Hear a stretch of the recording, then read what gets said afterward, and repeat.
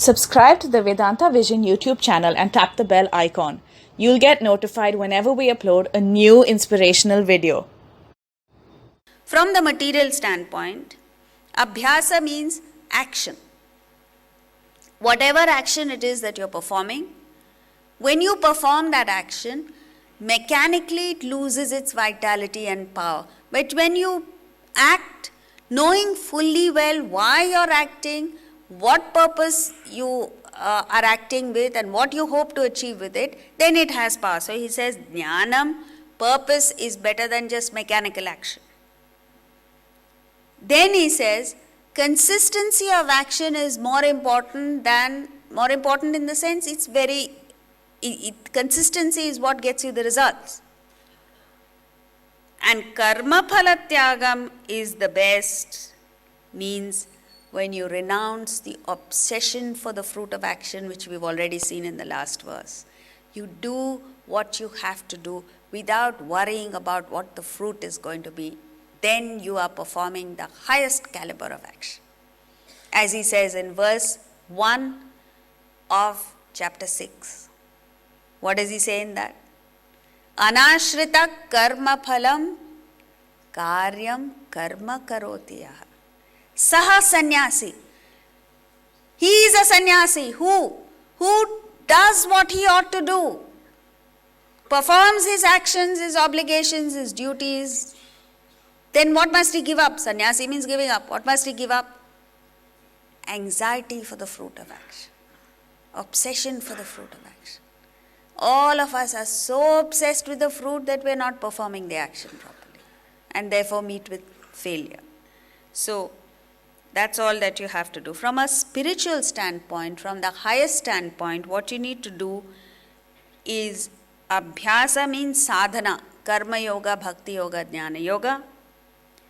Whatever sadhana you do, as we saw yesterday, it's so enchanting, so tempting, so fulfilling that you tend to get lost in that.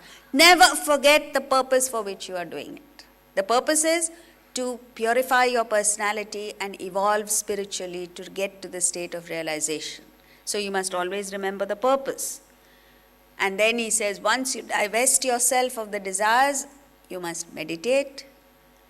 And the last thing that you need to give up is anxiety for the realization itself.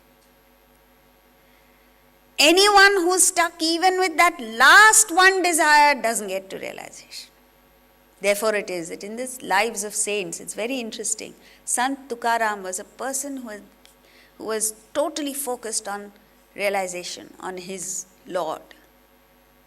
But there was one thing that came in the way, only one attachment he had, the attachment to his own books, to his own composition. Not because they were his, but because they were compositions for the Lord. And it so happens, see, when you are at that stage, God actually comes and helps. So the Brahmins of the time said, you have no right to compose or write about spirituality. So they go attack him and collect all his books and throw them into the river Indrayani. At that point he realizes. Because that last attachment, that last desire, which is standing between him and God, goes.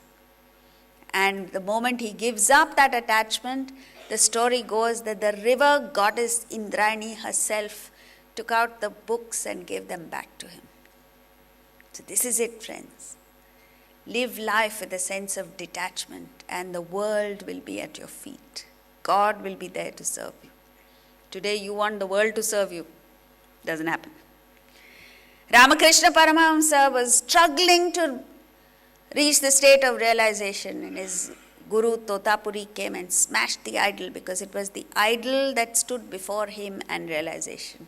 The moment the idol was smashed, he reached realization. So therefore what we learn is, even an experience which is apparently negative, apparently sorrowful, works in our benefit, works for our spiritual growth.